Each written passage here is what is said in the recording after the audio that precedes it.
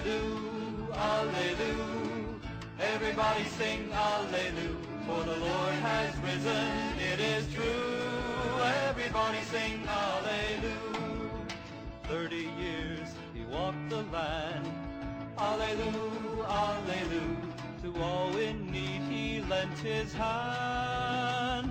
Alleluia, Alleluia, Alleluia. Hello, welcome to this playlist, which is devoted to a discussion and an analysis of the Second Vatican Council. Though it's unlikely that St. John of the Cross ever contemplated an ecumenical council that would ever change the Mass, in his book Ascent of Mount Carmel he said, "We must leave the method and manner of saying the Mass to the priest, whom the Church sets there in her place, giving him her orders as to how he is to do it. Let not such persons use new methods, as if they knew more than the Holy Spirit and His Church." A few installments ago, we heard a couple speakers who were suggesting that Sacrosanctum Conciliium wanted to preserve Latin in the Mass. They also seemed to suggest that the document only wanted to introduce some additional vernacular language. As you've probably figured out from watching these videos, I really don't agree with that assertion. I submit to you that Sacrosanctum Conciliium includes a mandate to change the Mass. Last week we discussed how the Council wanted to restore elements of the primitive Mass. The words restore or restoration appear 18 times throughout the document Sacrosanctum Conciliium. At the outset of the first article of the document, it sets the tone and signals that there will be a change in the liturgy. This sacred council has several aims in view. The Council therefore sees particularly cogent reasons for undertaking the reform and promotion of the liturgy. One item of concern is that the Council talks about reforming the liturgy. As a matter of fact, the word reform appears a total of 6 times throughout the document. We need to ask, what needed to be reformed? Was there something defective in the Mass?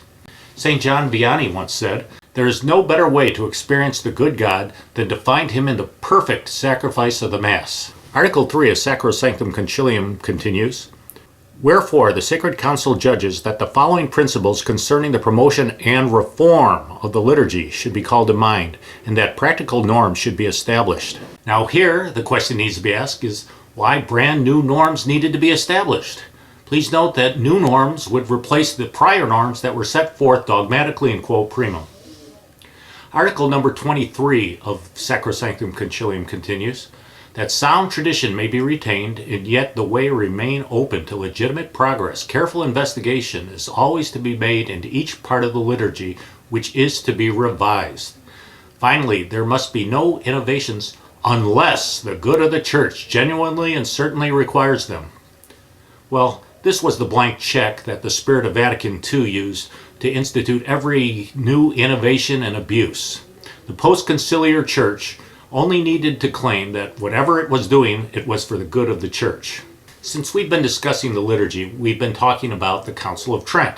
And as you probably recall, the 7th session of the Council of Trent declared, "If anyone says that the received and approved rites of the Catholic Church, accustomed to be used in the administration of the sacraments, may be despised or omitted by the ministers without sin at their pleasure, or may be changed by any pastor of the churches, whomsoever, to other new ones, let him be anathema."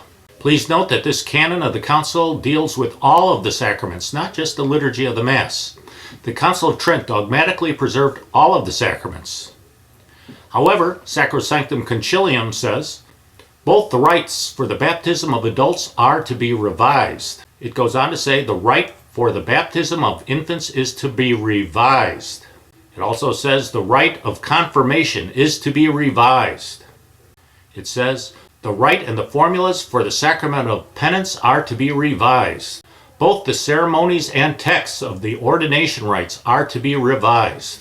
In an attempt to change Catholic dogma, Sacrosanctum Conciliium not only approved the changing of the Mass, but it also approved of the changing of other sacraments. When you read Sacrosanctum Conciliium, please note that the word reform appears 6 times. The word revise appears 16 times. The word change appears 7 times. And the word radical appears once in Article 40. In some places and circumstances, however, an even more radical adaptation of the liturgy is needed. Sacrosanctum Conciliium didn't just signal a change of the Mass, It signaled a radical change in the Mass, and it was an attempt to change Catholic dogma.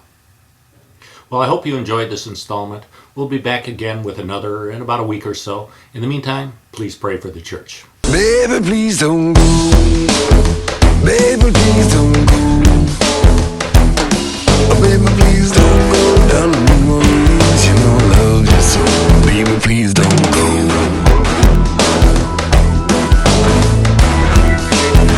You know I love you so. You know I love you so.